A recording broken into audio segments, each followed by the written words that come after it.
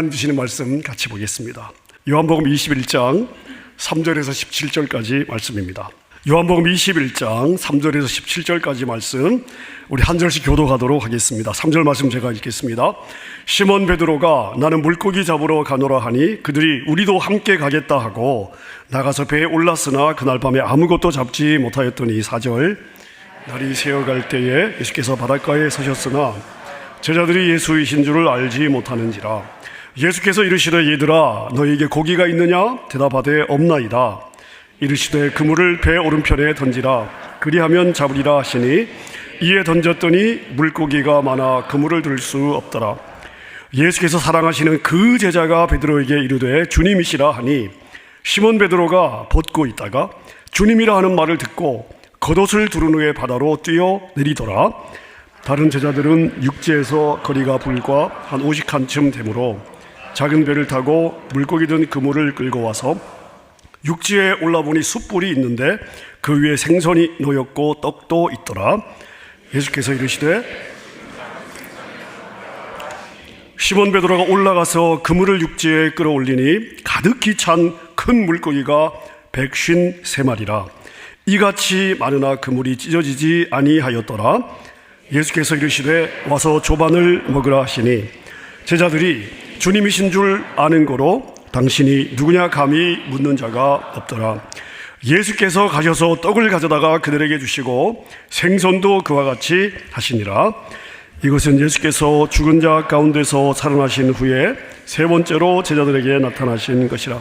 그들이 조반 먹은 후에 예수께서 시몬 베드로에게 이르시되 요한의 아들 시몬아 내가 이 사람들보다 나를 더 사랑하느냐 하시니 이르되 주님 그러하나이다. 내가 주님을 사랑하는 줄 주님께서 아시나이다. 이르시되 내 양을 어린 양을 먹이라 하시고 또 두 번째 이르시되 내가 나를 사랑하느냐 하시니 이르되 주님 그러하나이다. 내가 주님을 사랑하는 줄 주님께서 아시나이다. 이르시되 내 양을 치라. 함께 읽습니다. 세 번째 이르시되 요한의 아들 시몬아 내가 나를 사랑하느냐 하시니 주께서 세 번째 내가 나를 사랑하느냐 하심으로 베드로가 근심하여 이르되 주님 모든 것을 아시오매 내가 주님을 사랑하는 줄을 주님께서 아시나이다. 예수께서 이르시되 내 양을 먹이라. 아멘. 예수님의 죽음도 사실 예수님이 십자가에서 죽임을 당하셨을 때 모든 사람들은 다른 모든 사람들의 죽음처럼 이제 다 끝났다고 생각을 했습니다. 하지만 주님은 3일 만에 부활하셔서 죄와 사망의 권세를 이기신 줄로 믿습니다. 그래서 예수님은 이 땅의 진짜 왕이시고 지금도 통치하시는 줄로 믿습니다. 예수님의 부활을 축하하는 이 복된 주일에 마땅한 감사를 주님께 올려드리는 저와 여러분들이 되었으면 좋겠습니다. 오늘 저희가 요한복음 21장을 읽었습니다. 자, 여러분들이 요한복음을 쭉 읽어보시면 요한복음은 20장에서 끝나도 되겠다 이런 느낌을 받으시게 됩니다. 자, 요한복음 20장에는요 예수님이 부활하신 사건, 예수님의 무덤을 찾아왔던 여인들을 만나는 사건, 또 부활하신 예수님이 제자들을 만나는 그러한 사건들이 다 기록이 되어 있습니다. 더군다나 20장 마지막 절에 보면 오직 이것을 기록함은 예수가 하나님의 아들 그리스도심을 믿게 하려는 것이요 너희로 이 예수를 믿어 영생 얻게 하려 함이라. 요한복음을 왜 기록했는지의 목적까지 요한복음 20장 마지막 절에 기록이 되어 있습니다. 자, 이 정도면 요한복음은 20장 마지막 절 이 목적을 기술한 거에서 끝나도 좋을 것 같습니다. 자, 그런데 21장 한 장이 더 기록이 되어 있습니다. 이유가 있지 않겠습니까? 자, 오늘 저희가 3절부터 17절 긴 구절들을 읽었습니다. 21장의 대부분의 내용들을 저희가 읽었는데, 자, 여러분들이 보실 때 21장의 중심 인물은 누구 같아 보이세요? 아무 느낌이 없이 그냥 읽으셨죠? 자, 오늘 우리가 읽은 내용은 예수님과 누구의 대화입니까? 베드로와의 대화입니다. 여러분, 21장은 중심 인물이 누구냐? 베드로예요. 21장은 베드로를 위해서 기록하신 요한복음의 부록이다, 이렇게 우리가 봐도 됩니다. 자, 근데 왜 이렇게 했을까요? 왜 성경은 다 끝난 후에 베드로를 위해서 21장을 부록으로 덧붙이고 있을까요? 자, 여러분, 베드로가 어떤 인물이죠? 예수님의 수제자였습니다. 베드로는 자기가 누구보다 예수님을 사랑한다고 생각했어요. 그 부분에 자부심이 있었습니다. 자, 근데 예수님이 겟세마네 동산에서 잡혀가실 때 다른 제자들은 다 도망갔지만 베드로는 예수님 혼자 잡혀가게 둘 수 없어서 쫓아갔어요. 하지만 결정적인 순간에 예수님을 3번 부인하게 되었습니다. 자, 베드로가 예수님을 3번 부인한 이 사건은 마태, 마가, 누가, 요한복음, 예수님의 행적을 기록한 이 4복음서에 모두 다 자세하게 기록이 되어 있습니다. 그만큼 충격적인 사건이었습니다. 자, 그런데 이 사건이 누구에게 가장 큰 충격이 되었을까요? 베드로 자신에게였을 것입니다. 누구보다 예수님을 사랑한다고 큰 소리 쳤어요. 예수님이 어려움을 당하는 바로 그 순간에 예수님 모른다고, 난 절대 모른다고 저주까지 하고 맹세했어요. 더군다나 하찮은 여종 앞에서 말이죠. 자, 그 이후에 베드로의 마음은 어떠했을까요? 여러분, 마음이 어려웠겠죠. 마음에 많은 가책이 있었을 것입니다. 과연 내가 진짜 주님을 사랑한 게 맞나? 예수님을 사랑했던 자신의 마음까지도 어쩌면 확신이 안 되었고 의심이 되었을 것입니다. 자, 그리고 다 버리고 자기 원래 했던 갈릴리 바다로 돌아갔습니다. 근데 그곳에 부활하신 예수님이 찾아오신 거예요. 예수님이 오시던 그날 밤, 그 밤이 새도록 고기를 잡느라 지친 제자들과 함께 예수님께서 함께 아침 식사를 하시고 베드로와 대화를 시작하십니다. 베드로야, 내가 여기 있는 다른 제자들보다, 여기 있는 이 사람들보다 나를 더 사랑하니? 자, 베드로가 뭐라고 대답을 하죠? 주님, 그렇습니다. 내가 주님을 사랑하는 줄을 주님이 아십니다. 자, 이런 대화가 3번 반복이 됩니다. 여러분, 예수님은 왜 베드로를 찾아오셨을까요? 예수님은 베드로에게 이 질문을 왜 3번이나 반복해서 하셨을까요? 자, 예수님이 베드로를 부르시던 첫 사건을 한번 기억해 보십시오. 예수님이 베드로를 만났던, 베드로를 부르셨던 첫 번째 사건이 누가복음 5장에 기록이 되어 있습니다. 자, 오늘도 여러분이 아무 생각이 없이 21장을 아마 읽으셨을 텐데 21장 앞부분에 보면 제자들이 고기를 밤새도록 잡았는데 못 잡았어요. 예수님께서 배 오른편에 그물을 던져라, 엄청나게 잡혔어요. 자, 그 사건이 우리가 오늘 읽은 21장에 기록이 되어 있는데 똑같은 내용이 누가복음 5장에 기록이 되어 있습니다. 그래서 어떤 분들은 이게 누가복음 5장인지 요한복음 21장인지 똑같은 사건 아니야? 이렇게 말씀하시는 분들도 계시는데요. 자, 누가복음 5장에 보면 고기 잡던 베드로가 밤새도록 고기를 잡았는데 한 마리도 잡지 못했어요. 그때 베드로에게 나타나신 예수님께서 뭐라고 말씀하시죠? 깊은 데로 가서 그물을 던져라. 그랬더니 그물이 찢어질 정도로 고기가 잡혔습니다. 베드로가 어떻게 반응을 하죠? 주여, 나를 떠나십시오. 나는 죄인입니다. 자, 그렇게 예수님께 무릎 꿇는 베드로에게 예수님께서 뭐라고 말씀하십니까? 베드로야, 네가 지금까지는 물고기를 낚는 어부였지만 이제부터는 사람 낚는 어부가 될 거야. 지금까지는 네가 고기를 취하며 살아왔지만 너는 앞으로 사람을 취하며 사는 인생이 될 거야. 예수님께서 베드로를 부르신 거예요. 제자로 사명을 주신 거예요. 어떤 삶을 살아야 될지 사명을 주신 거예요. 여러분, 예수님이 베드로를 처음 부르셨을 때 목적 없이 부르시지 않았어요. 사람 낚는 어부로 살게 하시려는 예수님의 분명한 계획과 의도와 목적과 베드로의 삶을 향한 예수 그리스도의 방향이 있었습니다. 자, 근데요, 베드로가 예수님을 3번 모른다고 부인했잖아요. 그리고 다 내려놓고 지금 갈릴리로 와서 자기가 하던, 지금 다시 물고기를 잡고 있잖아요. 자, 그럼에도 불구하고 예수님은, 베드로를 한 번 부른 예수님은 베드로를 포기하지 않으시는 거예요. 베드로를 찾아오셨어요. 베드로와의 첫 만남이 상기가 되도록 똑같은 사건에서 베드로가 주님을 알게 하시고, 오늘 대화를 통해서 베드로를 향한 주님의 그 부르심을 재확인하고 있습니다. 베드로야, 네가 나를 사랑하느냐? 3번이나 물으셨어요. 하나님의 부르심은 우리의 연약함에 꺾이지 않는 줄로 믿습니다. 나는 넘어지고 쓰러지고 내가 도대체 왜 살아야 되는지 방향성조차 잃을 때가 있지만, 우리를 부르신 주님의 부르심은 나 연약한 모습에 꺾이지 않습니다. 주님의 부르심은 변함이 없고, 주님은 다시 우리를 찾아오시고 우리를 세워주시는 줄로 믿습니다. 여러분, 예수님은 베드로에게 너 나 사랑하니? 왜 이 질문을 3번이나 하셨을까요?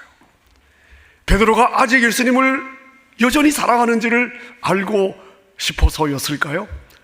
아마 그랬을 수도 있습니다. 어쩌면 베드로가 예수님을 사랑하는 거 알고 있지만, 베드로의 입술을 통해서 베드로의 마음에 여전히 베드로가 주님을 사랑하는 것을 그 마음이 확인할 수 있도록 질문을 하셨을 수도 있습니다. 자, 그런데요, 저는 오늘 이 질문을 보면서 제 마음에 이런 생각이 들었습니다. 예수님이 3번 질문하시고 베드로가 3번 대답하고, 우리가 이것을 예수님이 이 사랑이라는 이 헬라어 단어, 베드로가 주님, 제가 주님 사랑하는 거 알잖아요, 대답할 때 썼던 헬라어 단어가 틀려요. 이런 걸 가지고 우리가 많은 메시지를 받을 수가 있겠습니다만은, 저는 오늘 왜 예수님이 베드로를 찾아오셨나, 왜 21장을 베드로를 위하여 부록으로 붙여놓으셨는가, 이 관점으로 제가 말씀을 묵상을 하면서 이런 생각이 들었습니다. 여러분이 길을 가시다가, 예를 드는 거예요, 여러분이 길을 가시다가 지나가는 사람을 붙잡고, 여보시오, 당신 나 사랑하시오? 자, 이렇게 여러분 물어보셔요? 물어보십니까? 만약 그렇게 물으시는 분이 있으면 아마 그분은 식사를 아마 잘못하셨을 거예요. 정상이라고 보기 어렵습니다. 자, 여러분은 누구에게 나를 사랑하냐고 물으십니까? 누구에게? 여러분이 관심이 없는 사람에게 물어보세요. 그 사람이 나를 사랑하든 사랑하지 않든 난 별로 신경 안 쓰는 사람에게 당신 나 사랑하냐고 여러분 물어보십니까? 아마 여러분 묻지 않으실 것 같습니다. 내가 당신 나 사랑하냐? 라고 묻는 사람은 지금 내가 그 사람을 사랑하고 있는 거예요.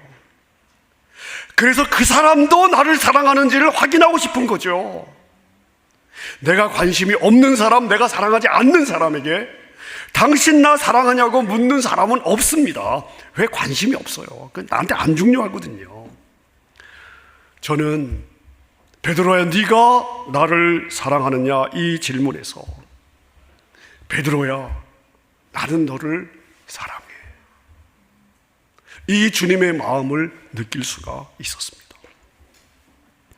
베드로야, 비록 네가 나를 3번이나 부인했지만 너를 향한 나의 마음은 변함이 없어. 나는 너를 여전히 변함없이 사랑해. 예수님을 3번이나 부인했던 베드로에게 그래서 마음에 가책이 오고 자책이 되고 힘들어하는 베드로에게 베드로를 향한 예수님의 이 마음보다 더 중요한 게 있었을까요? 예수님이 여전히 변함없이 나를 사랑하신다는 거, 그리고 가만히 보니까요, 자기가 얼떨결에 예수님을 3번 부인하긴 했습니다마는 자기도 여전히 예수님을 사랑하고 있는 거예요. 예수님은 베드로가 가장 중요한 이 사실을 스스로 고백하도록, 깨달아 알아갈 수 있도록 질문하시고 대답하시면서 3번을 반복하면서 베드로에게 이것을 인식시켜주고 있는 것입니다. 예수님은 이 대화를 통해서 베드로의 마음에 있었던 죄책감, 자신에 대한 절망, 자책, 양심의 가책을 위로하시고 치유해 주시고 그 마음의 어려움으로부터 베드로가 나올 수 있도록 해방시켜 주시고 베드로가 다시 달려갈 수 있도록 세워주신 줄로 믿습니다. 여러분, 그렇잖아요.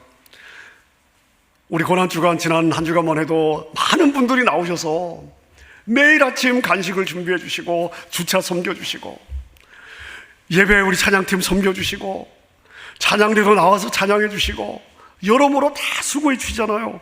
자, 여러분, 우리가 주님의 그 사역을 감당하는 게 사역 자체가 너무 사랑스러워서 섬기는 것입니까? 저는 그런 분들은 있을 수 있습니다. 많지 않을 것 같습니다. 여러분, 우리가 그 새벽에 더 일찍 일어나서 그런 사역을 감당하는 이유가 무엇입니까? 내가 받은 사랑 때문이죠. 내가 받은 사랑 때문입니다. 주님이 나를 사랑해 주시고 나도 그런 주님을 사랑하기 때문에 주님을 위한 일이라면 무엇이든 기꺼이 헌신하고 희생하게 되는 거죠. 여러분, 우리 예수님은 저와 여러분들을 포기하시는 법이 없는 줄로 믿습니다. 성경은 예수님의 그 마음을 이렇게 표현하죠. 사랑하시되 끝까지 사랑하시니라. 사랑하시되 끝까지. 여러분, 우리의 사랑은 끝까지 안 가요. 하지만 우리를 향한 주님의 사랑은 사랑하시되 끝까지 사랑하시니라. 저와 여러분들이 그런 사랑을 받고 있는 줄로 믿습니다. 자, 그럼 여러분, 첫 번째 질문으로 한번 돌아가 보겠습니다. 예수님이 베드로를 이렇게 회복시켜 주셨어요. 좋아요. 그럼 됐죠. 자, 그런데 왜 굳이 이 내용을 요한복음의 부록처럼 덧붙여 놓았을까요? 왜? 굳이 그래야 될 이유가 있었을까요? 자, 여러분, 이렇게 한번 생각해 보십시오. 지난 2000년 교회 역사는 핍박의 역사, 박해의 역사였습니다. 그리고 모진 핍박이 지나가고 박해가 지나가고 나면 교회는 항상 2개로, 3개로, 4개로 분열되고 쪼개졌습니다. 아니, 그 모진 박해도 이겨냈는데, 그 핍박도 이겨냈는데, 교회가 그 박해 속에서 승리했다면 여러분, 더 하나가 되어서 부흥으로 영광스러운 하나님의 교회를 세워 나갔어야 되는 거 아닙니까? 자, 그런데 예외가 없습니다.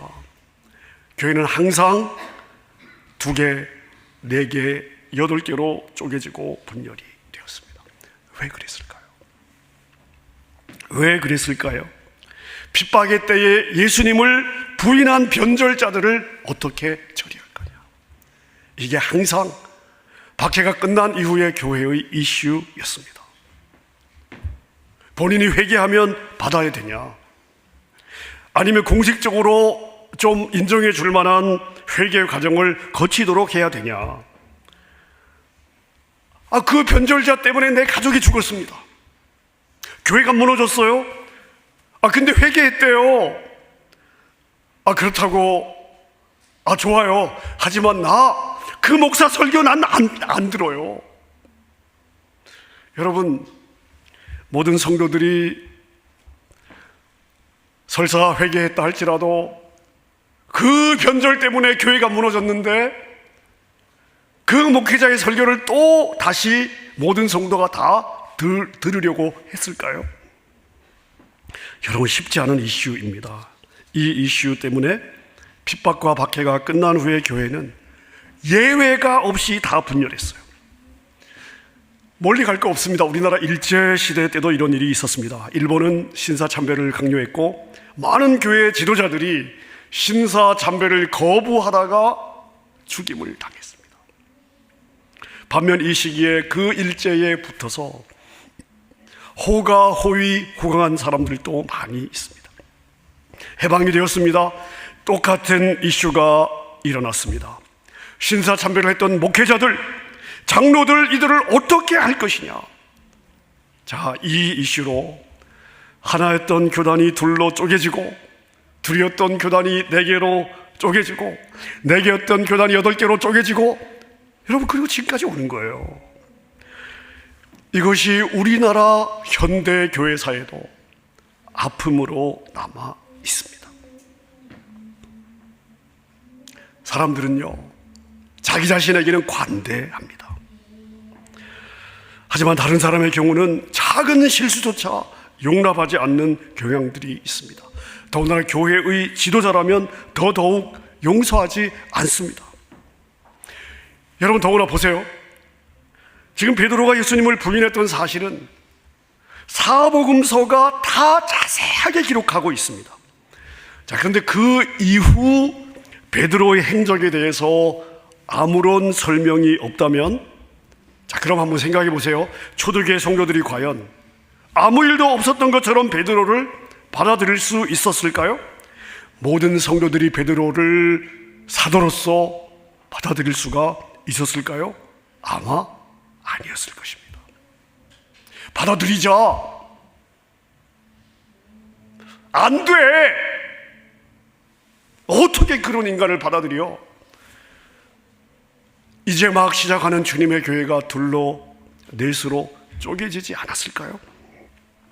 여러분, 그래서 요한복음 21장을 기록한 거예요. 왜요? 베드로 사도의 사도성과 그리고 사역을 변호해야 됐거든요. 하나님이 쓰셔야 되니까.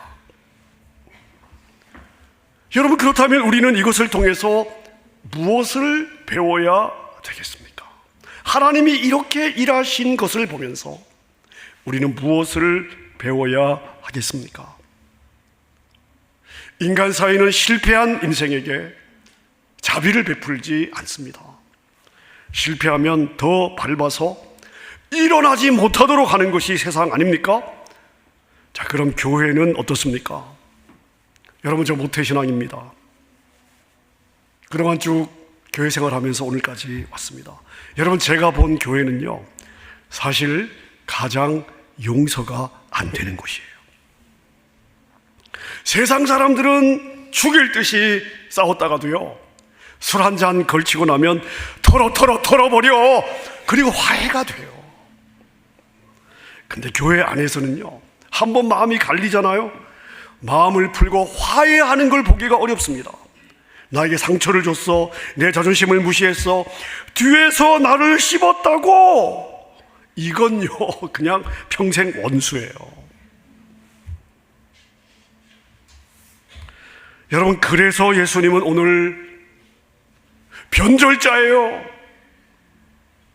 그런 베드로를 향한 예수님의 마음을 오늘 부록처럼 요한복음에 붙여서 남겨주신 거예요.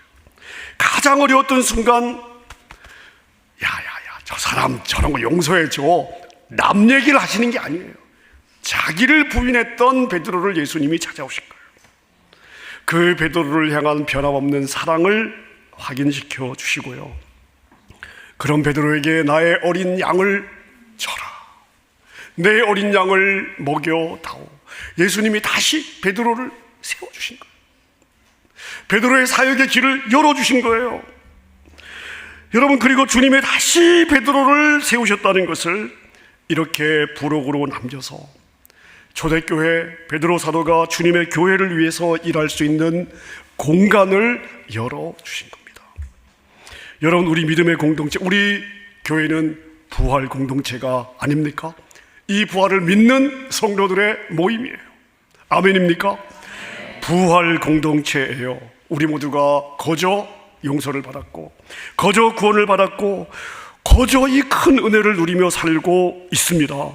자, 그렇다면 변절한 인생, 실패한 인생, 넘어진 인생들을 볼 때 우리는 어떻게 해야 되겠습니까?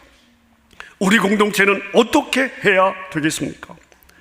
예수님이 베드로를 찾아가셔서 낙심한 마음에 자책하고 있는 그 마음을 위로하시고 새 힘 주시고 내 양을 먹여달라고 제 소명을 주셨던 그 마음으로 대해야 되지 않겠습니까? 여러분, 말씀을 준비하면서 제 자신을 돌아보았습니다. 제가 저의 부족함과 많은 실수에도 불구하고 이렇게 강단에 서서 말씀을 전할 수 있는 근거는 여러분들이 저를 참아주시고 인내해주시고 용납해 주셨기 때문에 가능한 거예요. 여러분, 제가 이 자리에 서 있는 것 자체가 부끄러울 때가 얼마나 많은지 모릅니다. 하지만 아무 일이 없었던 것처럼 대해주시는 여러분의 사랑과 배려 때문에 제가 뻔뻔스럽게도 용기를 내서 이 자리에 있는 것입니다. 여러분, 교회는 성공한 인생들의 잔치집이 아니죠. 오히려 세상에서 폐기 처분된 인생들이 예수님의 사랑 때문에 재창조되어 그분을 위해 살아드리는 바로 그러한 곳입니다. 여러분, 그래서 저에게는 이런 확신이 있습니다. 여러분이 저에게 주셨던 그 마음으로 다른 죄들을 용납해 주시고 참아주시고 인내해 주시고 받아주시면 우리 교회는 예수님이 원하시는 바로 그 공동체가 될 수 있다. 저는 그렇게 믿습니다.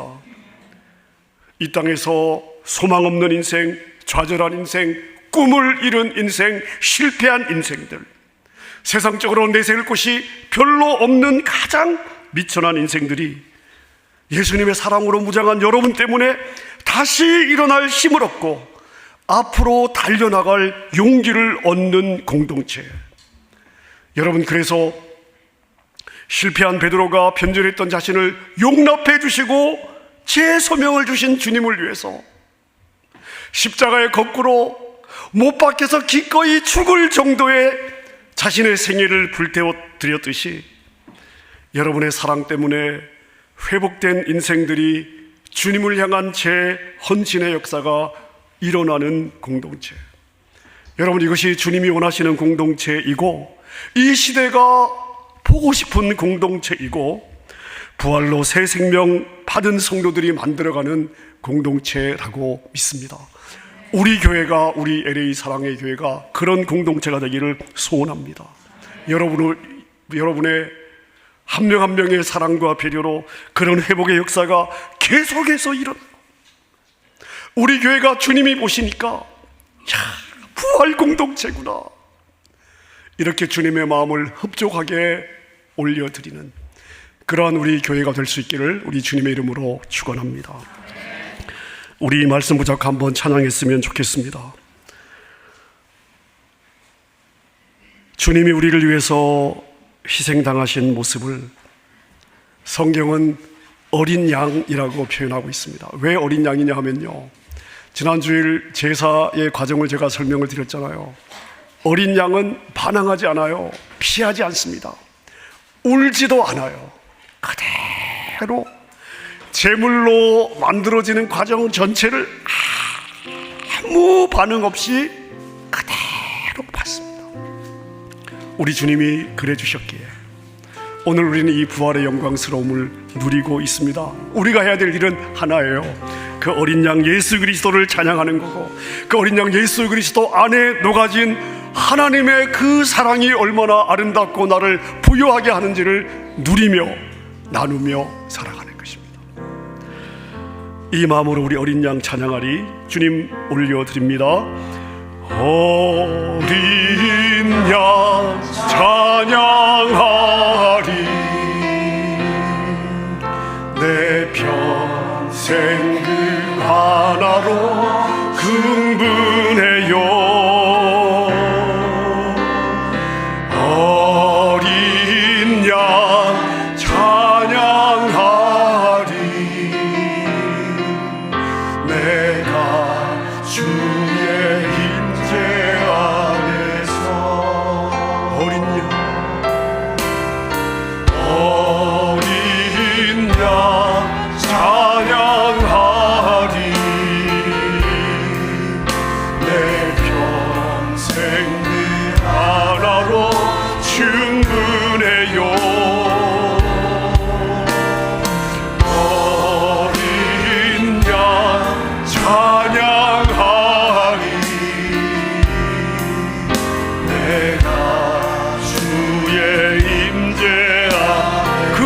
사랑이 얼마나 아름답습니까?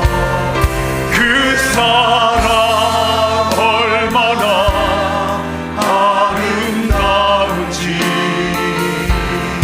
그 사랑 얼마나 날 두렵게 하는지, 그 사랑 얼마나 크고 놀라운지를, 그 사랑 얼마나 감격하게 하는지, 그 사랑 얼마나 아름다운지, 그 사랑 얼마나 날 두렵게 하는지, 그 사랑 얼마나 크고 놀라운지를, 그 사랑 얼마나 우리 다시 한번 고백하십시다. 그 사랑 얼마나 아름다운지, 그 사랑 얼마나 아름다운지, 그 사랑 얼마나 날 두렵게 하는지, 그 사랑 얼마나 크고 놀라운지를, 그 사랑 얼마나 감격하게 하는지. 아멘.